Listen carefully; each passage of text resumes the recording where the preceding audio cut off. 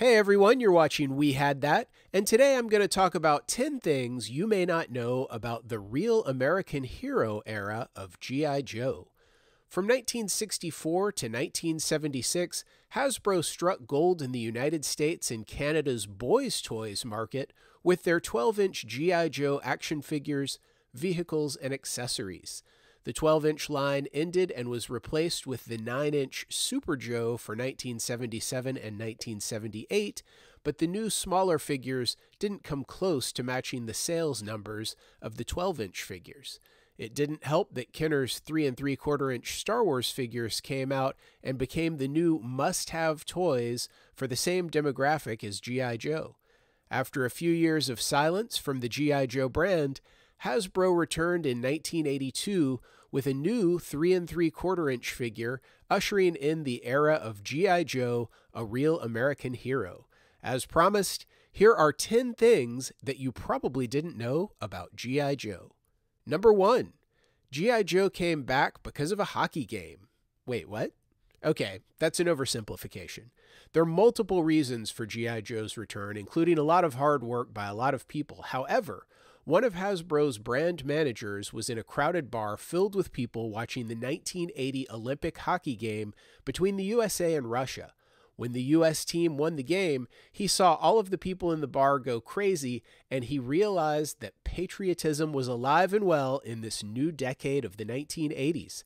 He said, "We've got to bring back G.I. Joe." Number 2. There wasn't originally going to be an enemy for G.I. Joe.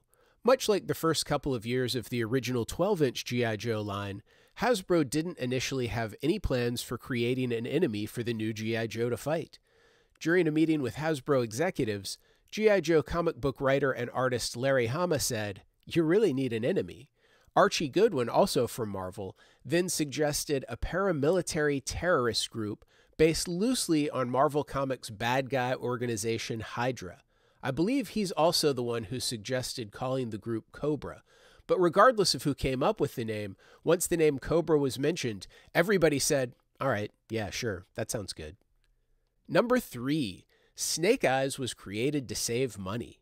The original idea behind the Commando figure, who later became known as the character Snake Eyes, was simply to have a figure with no paint applications at all in order to save money on production costs. Hasbro was loosely basing their design on the British SAS troopers when they came up with the design, but they changed it to allow for the figure to be molded completely in black with zero paint added. The fact that Snake Eyes became one of the most popular and iconic characters in G.I. Joe's entire history was just a lucky accident. Number 4. The Baroness was created so that there would be a Cobra character with a face.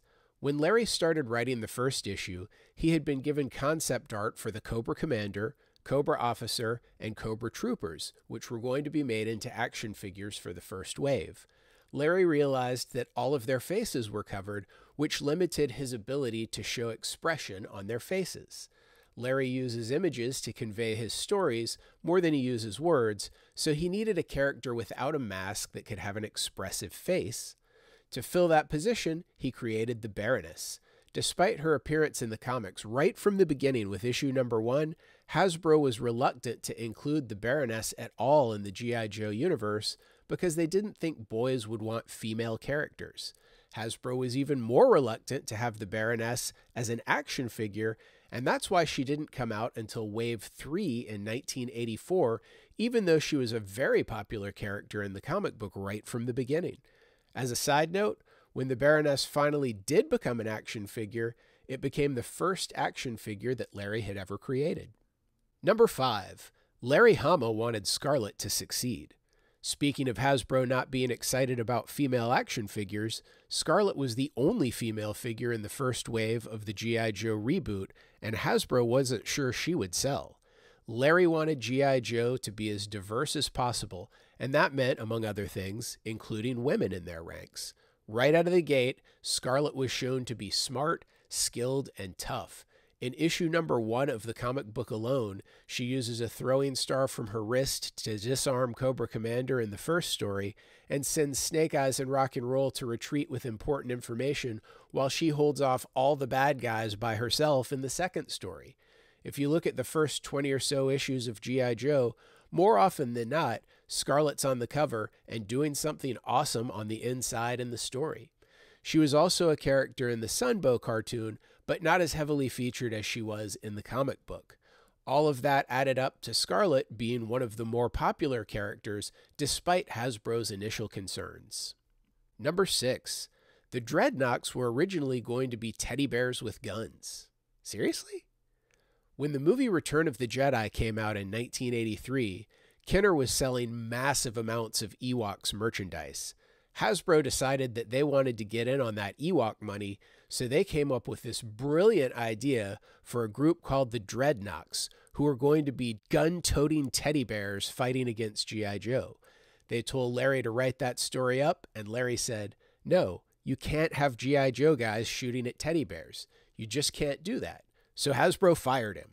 Of course, they hired him back, and the Dreadnoks became the dirty, violent biker gang that we all know and love so much. That was close. Can you imagine having teddy bears with guns as G.I. Joe's enemy? That's almost as stupid as having a character who's half man, half snake, wearing clothes made of living, mutated crustaceans. Anyway, number 7, comic book commercials. Some of you may already know that the G.I. Joe Real American Hero comic book was the first comic book to ever be advertised on TV. But what you may not know is the comic book only existed for the TV commercials. In the early 1980s, there were a lot of limitations placed on advertising for toys. If you wanted to run a commercial that showed a toy tank, you had to show the actual toy being played with in a realistic way and not show a 30-second cartoon animation of a tank. Unlike toys, comic books weren't limited by this rule because there's no toy being advertised. Hasbro wanted to show their vehicles in cartoon form in their commercials, so they would tell Marvel which toys were coming out in which months, and the cover of the comic book would have art that featured that toy. The covers were drawn first before the story was even written, so that the covers could be used as the basis for the supposed comic book commercial, which were really just advertising that month's toy. This was so much the purpose of the comic books that Hasbro is the company that paid for both the making of the commercial and paying to have it aired, not Marvel. Number 8, G.I. Joe figures were based on real people. Now, let me back up and explain this. Larry Hama had always had a real person in mind for each character so that he would know how they'd act in different situations. But what I'm talking about here, it seems that many people know the Tunnel Rat head was based on Larry Hama, but what many people don't know is that various figures were also based on other people who worked at Hasbro. That may explain why almost 20 G.I. Joe characters hail from Rhode Island, home to Hasbro. Number 9, Duke should have died in the movie. The plan was for Duke to die in the 1987 G.I. Joe animated movie. They actually did show Duke die on screen when Serpentor launched his snake spear thing straight into his heart. But Hasbro got cold feet because of the backlash the previous year when Optimus Prime died in the Transformers movie, and parents wrote into Hasbro complaining that their kids now needed therapy after witnessing their hero killed on screen. As a result, some awkward dialogue was added from Scarlett explaining that while it looked like Duke just died in her arms after being pierced through the heart, he was actually just in a coma.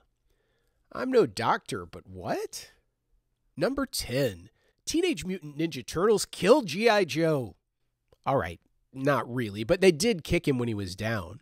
Although there were numerous factors that eventually led to the diminishing popularity of G.I. Joe by the 90s, including the fact that life had just changed a lot since the early 80s, the rise in popularity of the Teenage Mutant Ninja Turtles had both direct and indirect effects on G.I. Joe.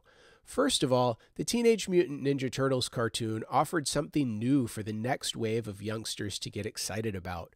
The overall goofy feel and bright colors appealed to the same age group that just a few years earlier had reacted so positively to G.I. Joe. But more importantly, G.I. Joe had been around long enough that it was becoming difficult to generate new ideas. So some of the designers at Hasbro looked to Teenage Mutant Ninja Turtles to see what kids wanted at the time. They concluded that kids wanted goofy, colorful action figures and they wanted slime and ooze. Well, maybe, but just because I like ice cream doesn't necessarily mean I want it on my pizza. Hasbro, unfortunately, chose to include ideas that were loved by some, but not as popular as their previous ideas had been to the majority of their fan base. And as a result, an already failing line kind of put the last few nails in its coffin. Well, how'd I do? How many of these 10 things did you already know? Tell me in the comments below. Hopefully you learned something new about G.I. Joe and enjoyed this video, and if so, please give it a thumbs up. Feel free to share it on social media, and if you enjoy my content, please subscribe to my channel and hit that notification bell. And one last thing, if you're a fan of toys, you should know about Toylanta, the biggest toy show in the southeastern United States, held annually just north of Atlanta, Georgia. Visit Toylanta.com for more information. As always, thanks for watching.